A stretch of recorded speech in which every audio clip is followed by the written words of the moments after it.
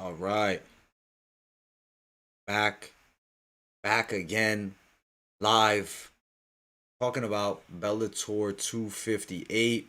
We're gonna go through the entire card from start all the way to finish. We're gonna talk about all the fights, give you guys my thoughts. This is the full fight card recap, reaction, and thoughts for Bellator 258. It was a pretty good card.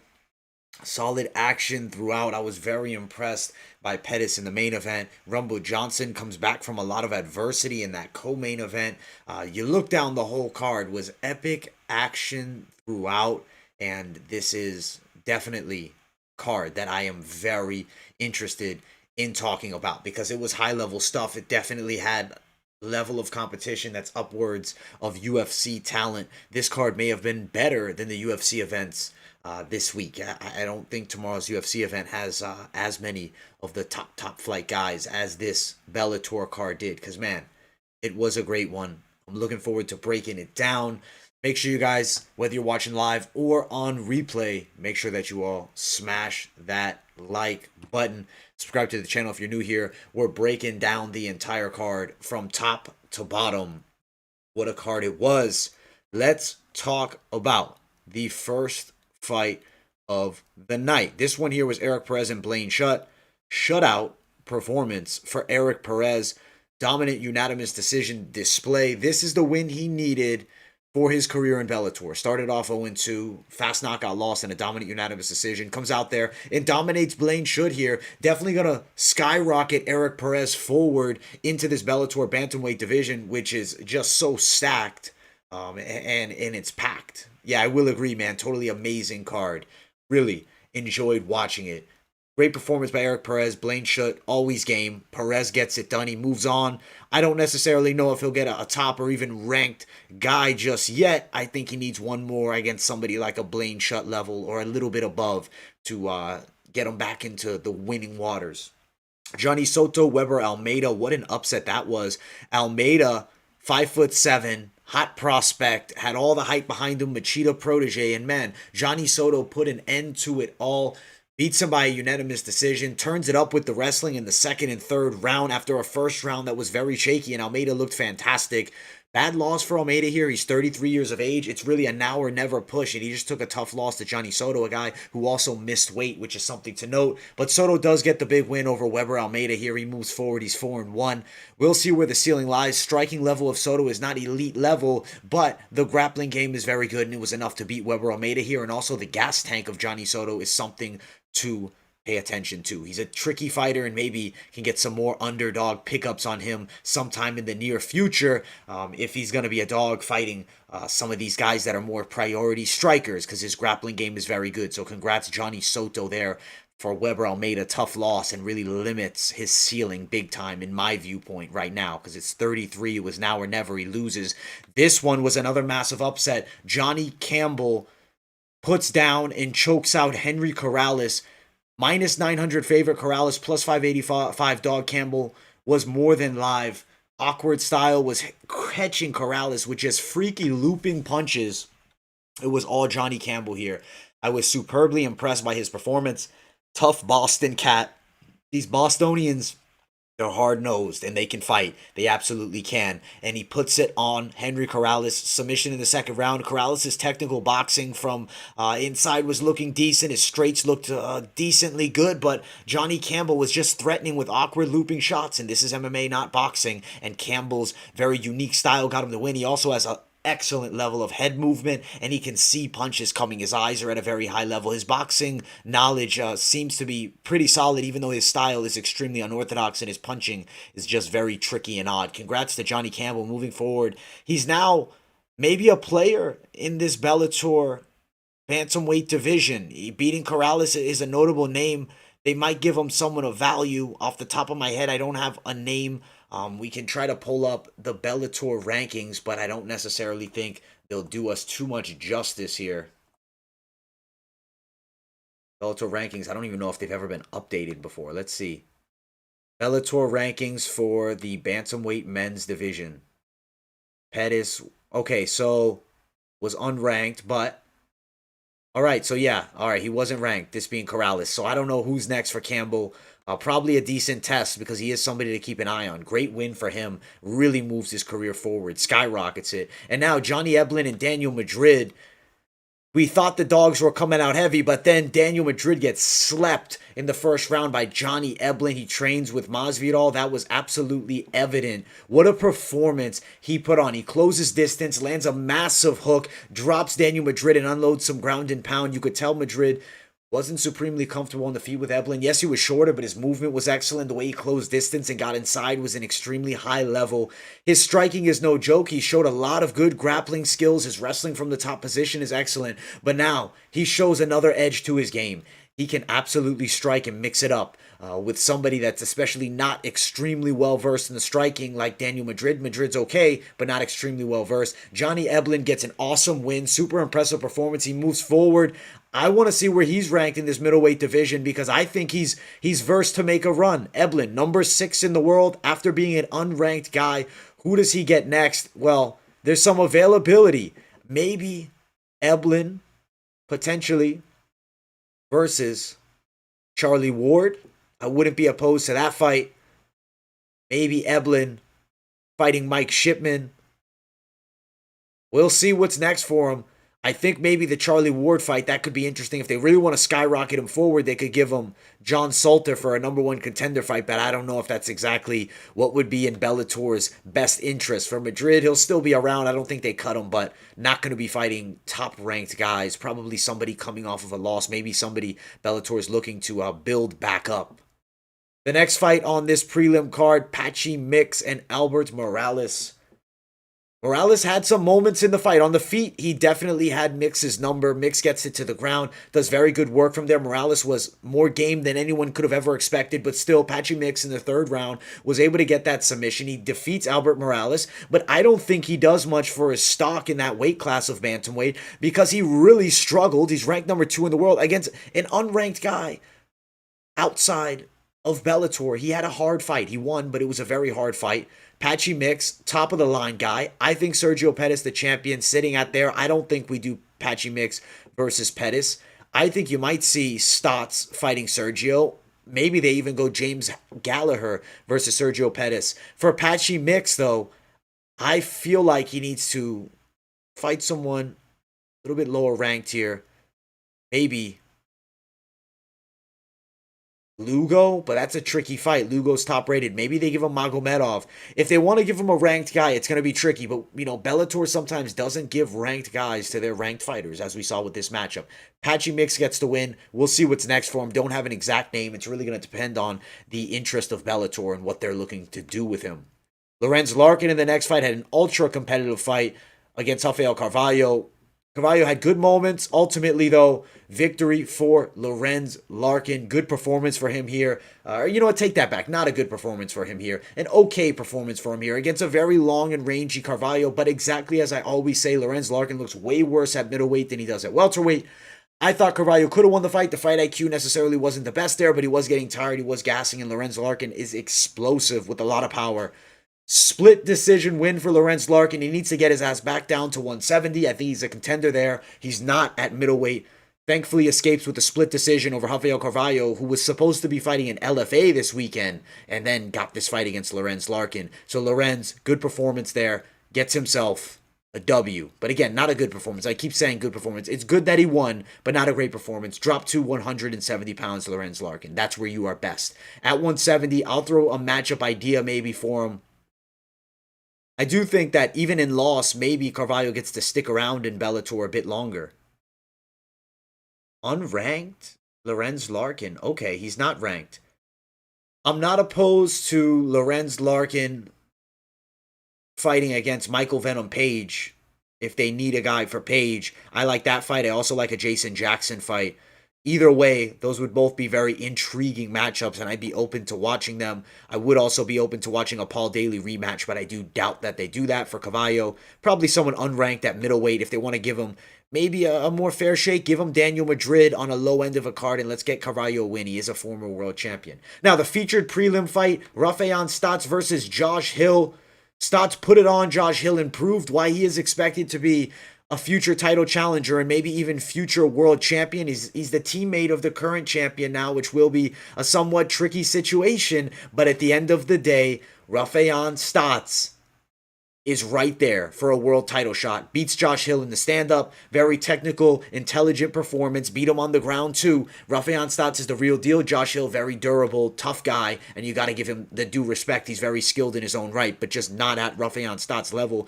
Stotts was ranked 4 coming into this, Hill at 7. This is a very legit win. I think it could give him a title shot against Sergio Pettis. Maybe a fight against Patchy Mix if they want to do a number 1 contender fight. Also could maybe see Stotts fighting somebody like James Gallagher next. It's really going to depend on what they want to do. I believe Patchy Mix also called out James Gallagher, which that fight could definitely happen. Stotts Gallagher, maybe Stotts Mix, maybe Stotts for the world title against Pettis, but they are teammates, so keep that in mind. So we'll see what happens exactly next, but ultimately, Rafael Stotts is the real deal with just 1 loss to Merab Dvalishvili. Josh Hill is definitely still legitimate in this bantamweight division. But now we have arrived at the main card. Guys, if you have not yet, smash that like button. If you're new here, subscribe to the channel. We break down all the fights pre-fight. We do all post-fight coverage, and we also do live play-by-play fight companions as well. So keep it locked in here at MMA Experts, and let's talk about this fight. Michael Venom Page and Derrick Anderson. It was a lights-out performance. The best performance I have seen from Michael Venom Page. Left head kick right to the nose, crushes Derrick Anderson's nose. You can see the image in the thumbnail. Wow. Wow.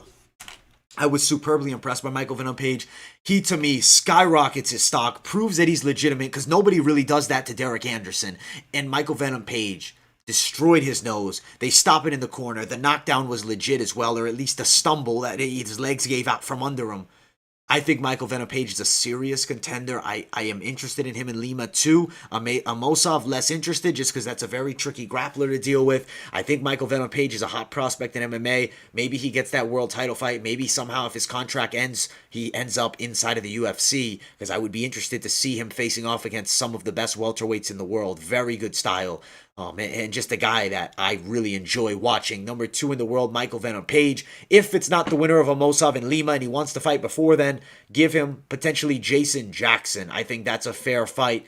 I think that one would make sense. Maybe they want to run back the Paul Daly fight, but I think less likely we see that. Also, Lorenz Larkin is another option for Michael Venom Page. Either way, it needs to be top flight competition, and I would like to see him getting a title shot very soon after a signature win. For Anderson, he'll still be sticking around in this welterweight division. Is he ranked? I believe he is. Yes, number 6. Maybe he fights Sabaho Masi next. Maybe he fights against Neiman Gracie next. But ultimately loses against Michael Venom Page, who is just the most tricky striker to deal with probably on the planet. Maybe him and Wonder Boy for welterweights at the very least.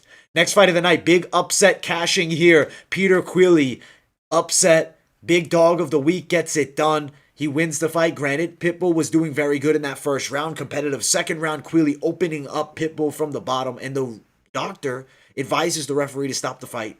And it is called. That is it. Victory there for Peter Quilly. Excellent performance. It was a competitive fight. I'd watch it again for sure if they want to do that rematch.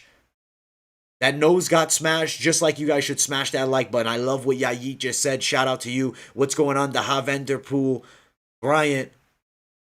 Yeah, Page definitely deserves his respect, and Peter Quilly does as well. He's absolutely game. I'd watch a rematch if they want to do it. Quilly calls for the world title shot. At the end of the day, he's the true Rocky story in this MMA game right now. On the rise, emerging as a contender after beating Patricio. I know Patricio would probably want a shot to avenge his brother. I think that would be a very interesting fight, but he first has to deal with AJ McKee. So however that fight goes, if then he doesn't sign with the UFC, I would be open to watching Peter Quilly versus Patricio Pitbull. But if not, let's talk about the rankings and who could maybe be next for Peter Quilly. Came into this fight unranked. Totally unranked. Yeah, he was not ranked at all here. And he takes out the number 3 guy in the world. Excuse me, no, he is ranked. He's number 2 in the world now. They just updated the rankings. This is a huge skyrocket of his stock.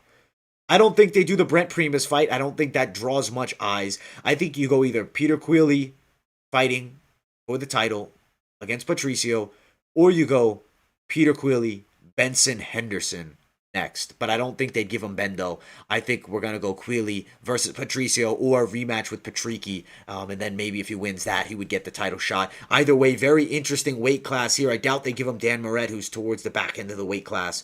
Overall, though, great performance by both men. It was an excellent fight while it lasted, and I wish we could have seen that third round because I think there was a lot of violence, beautiful violence that was going to ensue between these two high-level mixed martial artists. Excellent performance by both men, but Quilly does get the victory and moves forward in this lightweight division as a top contender. Now, we've arrived at the co-main event, and goddamn, did Rumble Johnson look human? Or what? Was nearly knocked out and then submitted in the first round by Jose Augusto Azevedo. And then the second round, Rumble unloads the dynamite right hand and sleeps Jose Augusto. But let's talk about that first round for moments. Even though Rumble was unloading massive shots, Augusto was in the fight throughout, landed some good shots of his own. Unfortunately, breaks his hand. And obviously, Rumble realized that and Rumble started unloading. Augusto was able to take most of his strikes. Lands a left hook of his own, drops Rumble Johnson. Rumble's back up. He's hurt against the cage. Augusto's all over him. He goes for a submission. Doesn't get it. Rumble somehow gets on top. Survives. They go to the next round. And Jose Augusto gets starched in 1:30. Rumble Johnson getting knocked down might have been the best thing for him. I think he needed that to wake him up. He had not fought in a long time, and it was fairly evident in that first round. The ring rust was real, but he's got it shaken off. He's shaken off the cobwebs, and now he's fighting Vadim Nemkov in what is a very scary fight. I think Nemkov is a legit chance to knock out Rumble. Rumble looked like a human being here after years of not looking human, unless it's against Daniel Cormier. Rumble Johnson, Augusto. Great fight. Augusto rose his stock through the roof. Rumble fights for the world title next against Nemkov. Let's see how it goes. I think Nemkov has a legit chance to beat him. But he's not Jose Augusto. It's a different matchup. And let's see when that fight happens. We'll break it down and talk about it. But great performance for Rumble. Augusto is a top flight guy. I would love to see Augusto back fighting high-level fighters in this weight class. I'm not opposed to seeing Augusto maybe versus Phil Davis next. Maybe Augusto versus Lyoto Machida next. Or even Augusto, maybe if they want to drop him down a bit, you give him Melvin Manhoef. Either way, very impressed by Jose Augusto in defeat. And Rumble Johnson comes back with a stamp. Big knockout win. Now, the main event of the evening, Sergio Pettis and Juan Archuleta. What a performance for Sergio Pettis. Technical kickboxing display, totally outstriking and outfighting Juan Archuleta. I didn't watch the recent Joshua Fabia video with Diego. I'm going to have to check that out after this video. Right now, though, let's keep it locked in here at Bellator and let's talk about this fight. Sergio Pettis looks so technical from the outside. His boxing looked better than ever. Archuleta likes that stance-switching, explosive style as he unloads big flurries. Didn't work on Sergio Pettis here, who completely shut that down. Absolute live underdog at plus 150. If you did play the bet of the fight goes the distance, you definitely cashed. If you liked Pettis by a decision, you cash big. Archuleta ultimately outstruck throughout, was not able to wrestle Sergio Pettis, whose wrestling game and grappling overall has stepped up tenfold. Sergio Pettis is a problem in this 135-pound division. Whoever's next, I don't know exactly who it could be. Might be his good friend and teammate, might not be. They might give somebody else a shot. They might have Sergio Pettis wait. Either way, there's some serious competition in this top 10, and I definitely look forward to seeing more of Pettis, maybe eventually against Magomed Magomedov in what would be an absolutely crazy fight. But excellent win for Sergio here. For Archuleta, gonna have to take a step back. Tough defeat. Maybe you give him Josh Hill, who recently lost to Rafael Stotts. I'd be interested in seeing that fight. Maybe you also could give him Leandro Higo if they're looking for another matchup, even against a guy coming off of a win. Either way, the card was fantastic. The main event capped off with beautiful technical kickboxing and grappling defense by Pettis. Amazing fight. Amazing event from top to bottom. Some dogs did cash, some dogs did not. But overall, we had a great time calling these fights. Had some very good picks. Had a very good time talking about these fights and breaking them down all week. Bellator continues to deliver with absolute live action and high-level cards time and time again. We love Bellator here over at MMA Experts. It deserves honest, due respect. It's straight action every single time, and it does not disappoint. Gotta shout out Bellator for another excellent card. This was Bellator 258. The full fight card recap was a great week. The live stream was awesome, and we cap it off here with the post-fight show. I hope you guys enjoyed. Make sure you guys smash that like button and subscribe to the channel if you have not already. I appreciate everybody for tuning in. Whether you're watching live right now, smash the like button, or if you're watching on replay, smash that like button too. For this post-fight coverage video, if we could get at least 40 likes, that would be fantastic, and that's definitely the goal here. I believe we can definitely do it. I appreciate you all so much for tuning in. And also, got to shout out the guys in the comments watching live, Yayit, and on X, and Daneha Vanterpool Bryant. Definitely, Brett Johns definitely has a legit chance to be a contender. But what a great card we saw. I hope you guys enjoyed the live stream here, breaking down the full card. Smash that like button, subscribe to the channel. Thank you all so much for watching, and I will see you guys in the next video. Oh, I got 2 subs from that.